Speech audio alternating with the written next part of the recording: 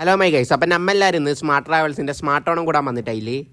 അപ്പോൾ ഓണത്തിന് പോകാനായിട്ട് അമ്മ രാവിലെ തന്നെ നമ്മളെ തൃക്കരിപ്പൂരത്തെ പ്രശസ്ത വ്ളോഗറുടെ വീട്ടിൽ വന്നിട്ടായില്ലേ. അമ്മ പോയാൽ നമ്മളെ ചെയ്തതിൻ്റെ മുമ്പ് നമുക്ക് നല്ല അടിപൊളി സ്നാക്സ് ഹോർലിക്സ് എല്ലാം തന്നു. അന്നേരം ഞാൻ ഇവൻ്റെ ആരോഗ്യത്തിൻ്റെ രഹസ്യം മനസ്സിലാക്കിയത്. അങ്ങനെ ഓണപരിപാടിക്കായിട്ട് നമ്മളെ കോറോത്തില്ല വൃന്ദാവൻ റെസ്റ്റോറൻറ്റിൽ അമ്മ വന്ന്.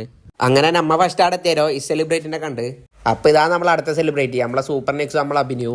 പിന്നെ ഈ നടന്നു വരുന്ന ലേഡി സൂപ്പർ സ്റ്റാറിന് അറിയുന്നവർ കമൻറ്റ് ചെയ്യും. അപ്പോൾ അറിയുന്നവർക്ക് ലേഡി സൂപ്പർ സ്റ്റാർ ഒരു ഗിഫ്റ്റ് അയച്ചു പറഞ്ഞേ. അങ്ങനെ നമ്മളെ സൂപ്പർ സ്റ്റാറിനെയും കൂട്ടിയിട്ട് അമ്മ പരിപാടിയുടെ ആളിലെത്തി. അപ്പോഴേക്കിന് എടുത്ത സ്റ്റാഫ് എല്ലാം സദ്യ ഒരുക്കാൻ തുടങ്ങി. അങ്ങനെ നമ്മളെ സദ്യക്കായിരുന്നു. അപ്പൊ ഈ വർഷത്തെ എൻ്റെ ആദ്യത്തെ സദ്യയാണ്. അപ്പൊ ഇനി സദ്യ തരാൻ ആശയിലോറെല്ലാം നമ്മളെ വിളിക്കാം. അമ്മ വന്ന് സദ്യക്കും. അങ്ങനെ സദ്യ കഴിച്ചാൽ നമ്മളെ കേരളക്കരയുടെ സുന്ദരക്കുട്ടൻ ജാസിയുടെ പൊട്ടോടലാണ് അടുത്ത മത്സരം. പൊട്ടോടാനും വേണ്ടി അയച്ചാൽ ഇവരെ ലാസ്റ്റ് പൊട്ട് തൊട്ട് അപ്പുറത്തെ വാഷിംഗ് ബേസ് വരെ എത്തി. പിന്നെ അടുത്ത നിങ്ങൾ കാണുന്നതാണ് നമ്മളെ കേരളക്കരയെ നെട്ടിച്ച കമ്പൂരി മത്സരം.